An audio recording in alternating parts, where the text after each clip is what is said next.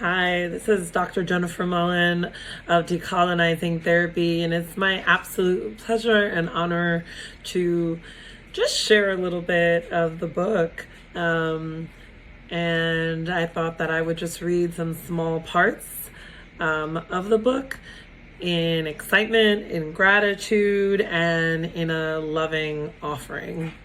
So here goes. I just decided to randomly scroll, and I think this is somewhere in the introduction.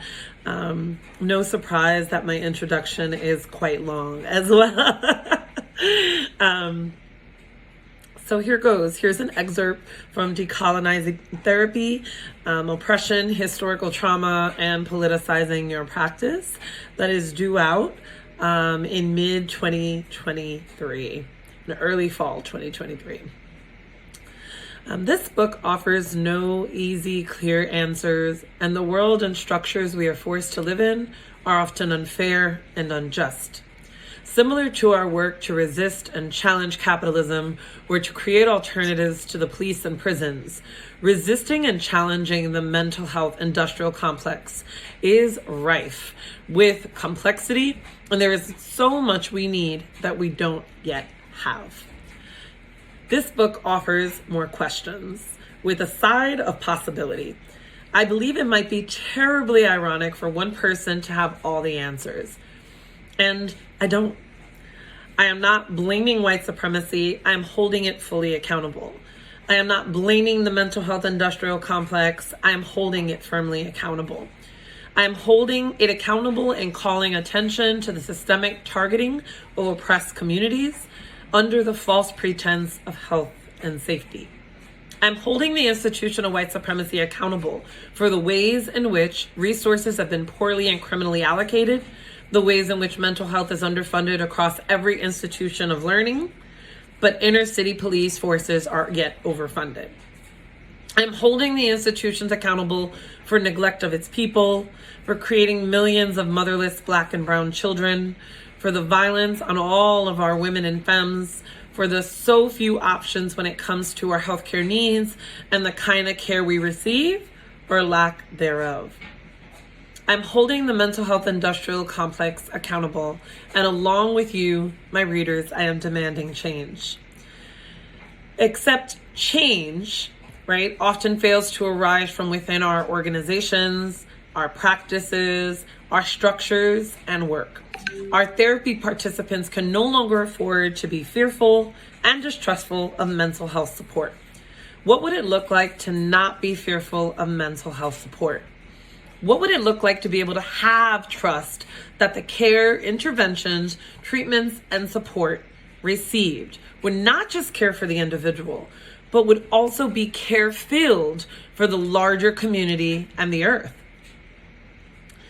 This book reviews a brief history of how colonization is a root core human trauma, the importance of the emotional decolonial process, the history of how mental hygiene became mental health, how this has perpetuated further harm to therapists and their participants of therapy, and how the mental health industrial complex stole, institutionalized, and created a business from what present-day therapy is now.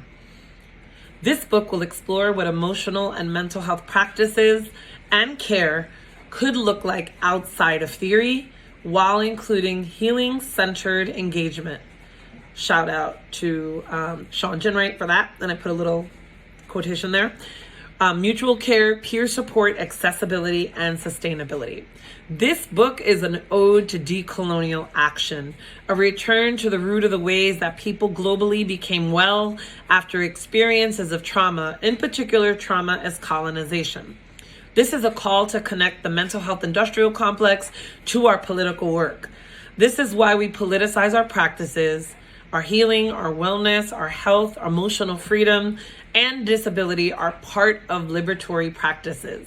Healing is political, particularly when our ancestral healing practices have been co-opted by the mental health fields, then deemed groundless and invalid. Years of colonization, The demonization of natural indigenous methods of healing and the systemic medicalization of healing has created the medical and mental health industrial complexes. Shout out Mia Mingus.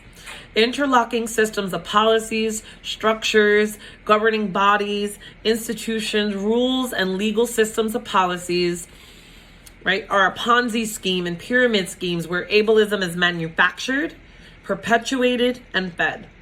The mental health industrial complex, part of the is a massive system with tentacles that reach beyond doctors, nurses, teaching institutions, clinics, and hospital beds. It is a system for and about profit. Decolonizing therapy involves breaking cycles of, because that's just how it's always been, responses, feelings of inadequacy and imposter syndrome on the parts of practitioners of therapy, and goes beyond narrow definitions of identity politics.